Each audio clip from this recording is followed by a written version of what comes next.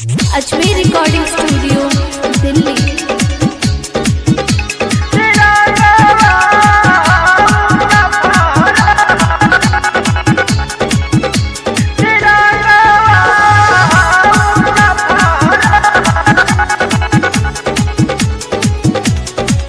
नेता सुभाष चंद्र बाबू गांधी जान दे के करैले आजादी, जान दे के करैले आजादी।